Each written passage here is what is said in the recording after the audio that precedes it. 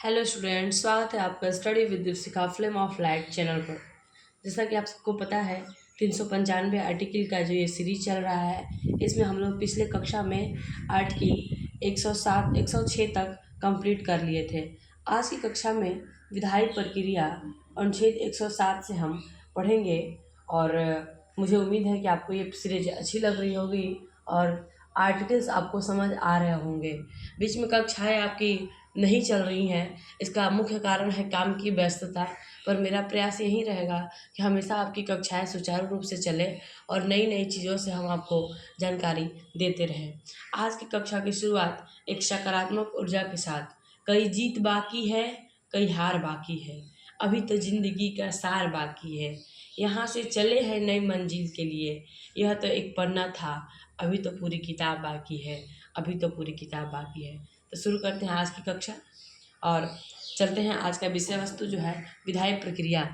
अनुच्छेद 107 आपके समक्ष दिख रहा है। अनुच्छेद 107 कह रहा है विधेयकों का पूरा स्थापन, provision as to introduction and passing of bills. हाँ, इसमें कहता है कि किसी बिल का प्रोविज़न कैसा रहेगा, बिल कैसे आएंगे। साधारण बिल दोनों सदनों में से कहीं भी आ सकते हैं, आपको पता होना चाहिए। अलग अलग बिल के बारे में अलग अलग प्रोविज़न है, तो बिल के लिए क्या प्रावधान होंगे इसके बारे में हमें अनुच्छेद 107 बताता है। अब अनुच्छेद 108 संयुक्त बैठक, ज्वाइंट सीटिंग की बात करता है। अनुच्छेद 108 कह रहा है कि ज्वाइंट सीटिंग हो सकती है अगर हमारे संविधान में दोनों सदनों के बीच में कॉन्स्टिट्यूशनल डेडलॉक पैदा हो गया है ना। अगर संवैधानिक गतिरोध पैदा हो गया तो ज्वाइंट सीटिंग बुलाया जा सकता है। तो ज्वाइंट सीटिंग की बात कौन करता है? आर्टिकल 108 करता है। फिर आर्टिकल 109 अनुच्छेद 109 कहता है धन विधेयक विशेष प्रक्रिया। Article 109 money bill special procedure कहता है कि आपका जो धन विधेयक है वो जो है कहीं भी सिर्फ लोकसभा में प्रेजेंट किया जा सकता है। आपको पता होना चाहिए धन money bill is only presented in Lok Sabha. धन विधेयक सिर्फ और सिर्फ लोकसभा में प्रस्तुत किया जा सकता है। कहाँ किया जा सकता है? सिर्फ और सिर्फ लोकसभा।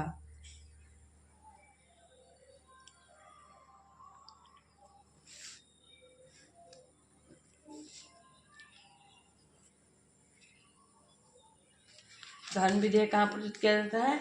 लोकसभा में। कह रहा है कोई बिल मनी बिल है या नहीं है। आर्टिकल 110 हमें बताता है, इसकी धन विधेयक की परिभाषा की बात करता है। कह रहा है कि कोई बिल मनी बिल है या नहीं है, इसमें परिभाषा की बात करता है। किसी के ऊपर टैक्स लगाना है, किसके ऊपर टैक्स हटाना है, किसके ऊपर टैक्स बढ़ाना है, ये सब धन विधेयक के अंतर्गत आता है।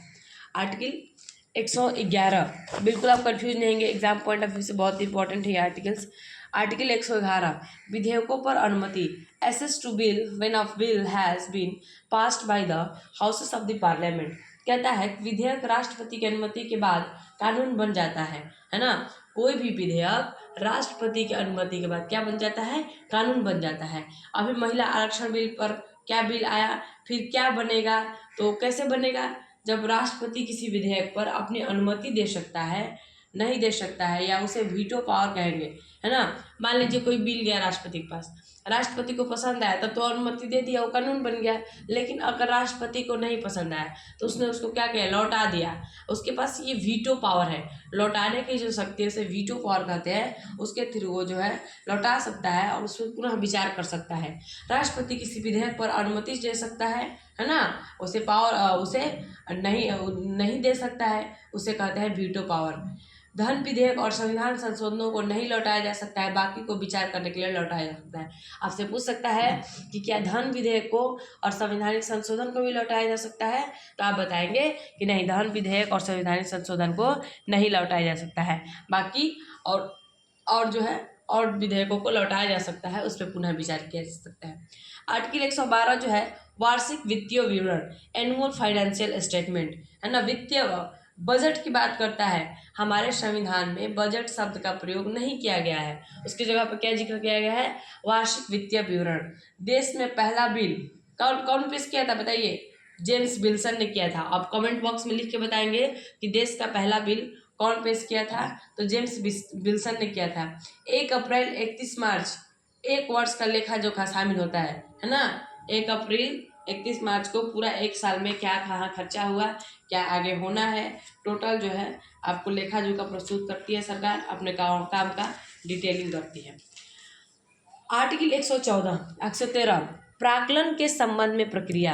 Article 113 procedure to relation to estimate कहता है कि ये आपके बहुत ज़्यादा काम का नहीं है, ध्यान रखिएगा। आर्टिकल 113 उसमें क्या क्या प्राकलन से संबंधित प्रक्रियाएं होंगी वो शामिल है, लेकिन ये आपके एग्जाम पॉइंट ऑफ व्यू से ज़्यादा इम्पोर्टेंट नहीं है, लगभग बिल्कुल ही ना के समान ये पूछा जाता है ना। ये अनुदान मांग और चर्चा बजट का प्रोसेस को कहते हैं। ये एक लाइन में आप समझ लीजिए, प्राकलन से संबंधित प्रक्रिया में क्या होता है, अनुदान मांग और चर्चा बजट से संबंधित चीज़ों को दिया गया है।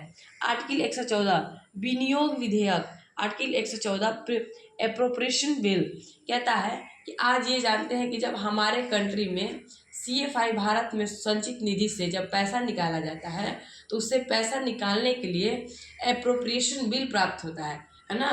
पैसा निकालने के लिए भारत के संचित निधि से पैसा निकालने के लिए एप्रोप्रिएशन बिल पास करना होता है, उसे ही हम लोग विनियोग विधेयक कहते हैं। आर्टिकल 115 बोलता है कि आपका ध्यान रखिएगा, यहाँ पे दिया गया है 3 तरह की बातें कह रहा है, अनुपूरक, सप्लीमेंट्री, अतिरिक्त, एडिशनल, अधिक अनुदान यानी कि एक्सेस ग्रांट्स। कहता है इसमें कि सरकार ने पैसा मांगा है ना, अब पैसा जो कम पड़ गया तो सरकार और पैसा लेगी, उसे ही क्या कहेंगे, सप्लीमेंट्री। याद रखेंगे आर्टिकल 115 में सप्लीमेंट्री का जिक्र किया गया। सरकार ने मान लीजिए पैसा मांगा संचित निधि से, फिर भी पैसा कम पड़ गया, फिर सरकार दोबारा मांगेगी तो उसे क्या कहेंगे, सप्लीमेंट्री ग्रांट्स। उस पर एडिशनल के अंतर्गत क्या आता है, सरकार ने पैसा मांगा लेकिन कोई नई सेवा बढ़ा दी, फिर से कोई नया सेवा ला दिया, तो फिर जो है इसमें अतिरिक्त एडिशनल को लेकर के वो ऐड करता है। फिर एक्सेस ग्रांट्स में क्या होता है, एक्सेस ग्रांट्स में होता है कि सरकार कुछ वैल्यू एडिशन करना चाहती है तो उसके लिए पैसा ले रही है तो उसको एक्सेस ग्रांट्स के अंदर लाएंगे। मुझे उम्मीद है कि आपको समझ में आ रहा होगा कि सप्लीमेंट्री क्या होता है, जब सरकार ने पैसा मांगा और पैसे कम पड़ गए उसको सप्लीमेंट्री के अंदर में लाएंगे।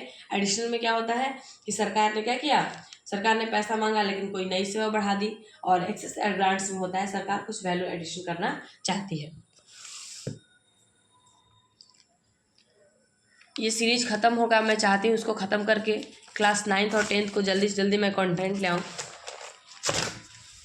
अनुच्छेद 116 आर्टिकल 116 लेखानुदान।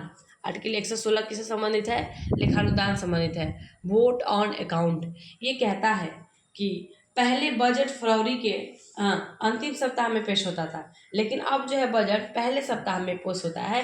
किस आर्टिकल के तहत, आर्टिकल 116 के तहत, लेखानुदान के तहत, वोट ऑन अकाउंट के तहत। अनुच्छेद 117 कहता है वित्त विधेयक प्रावधान, फाइनेंशियल बिल की बात करता है अनुच्छेद 117। Financial every financial bill money bill होता है क्या, तो नहीं, but every money bill is financial bill. Yes, आप एकदम ध्यान रखेंगे इस बात को स्पष्ट रूप से। स्टूडेंट्स बहुत कंफ्यूज होते हैं यहाँ पे कि क्या सारे फाइनेंशियल बिल मनी बिल होता है क्या, तो नहीं, लेकिन क्या सारे मनी बिल फाइनेंशियल बिल होता है क्या, तो बिल्कुल यस, आप जवाब देंगे यस में। आर्टिकल 118 जो बात करता है प्रक्रिया के नियम, rules of procedure, joint sitting कौन करेगा, उसकी अध्यक्षता लोकसभा स्पीकर करेगा, तो लोकसभा डिप्टी स्पीकर करेगा। अगर डिप्टी स्पीकर नहीं होगा तो राज्यसभा के वाइस चेयरमैन करेंगे, कभी उपराष्ट्रपति नहीं करता है, ध्यान रखेंगे। प्रक्रिया का नियम है इसमें कि लोकसभा का अध्यक्षता कौन करेगा, डेफिनेटली लोकसभा का अध्यक्षता लोकसभा के स्पीकर करते हैं, और नहीं रहते हैं तो डिप्टी स्पीकर करते हैं, अगर वो नहीं रहेंगे तो राज्यसभा का वाइस चेयरमैन करेगा, लेकिन कभी भी लोकसभा का अध्यक्षता उपराष्ट्रपति नहीं करेगा। आर्टिकल 119 ये कहता है वित्तीय कार्य प्रक्रिया, है ना, क्या कहता है आर्टिकल 119 कहता है कि वित्तीय कार्य प्रक्रिया, है ना, विधि और विनियमन, financial procedure regulation by law. इसमें बताया गया है आपको कि जो है वित्त का जो काम क्या है, क्या क्या नियम है, एग्जाम पॉइंट ऑफ व्यू से बहुत इंपॉर्टेंट नहीं है, बस आप जान लीजिए आर्टिकल 119 में क्या है, वित्तीय कार्य प्रक्रिया विधि, क्या क्या उसमें नियम हो सकते हैं वित्तीय कार्य को करने के लिए उसमें दिया गया है। आर्टिकल 120 कहता है संसद भाषा। आर्टिकल 120 कहता है पार्लियामेंट्री लैंग्वेज, यानी कि आप सदन के अध्यक्ष से अनुमति लेकर के किसी भी भाषा में अपनी प्राथमिकता लोकल भाषा में बोल सकते हो।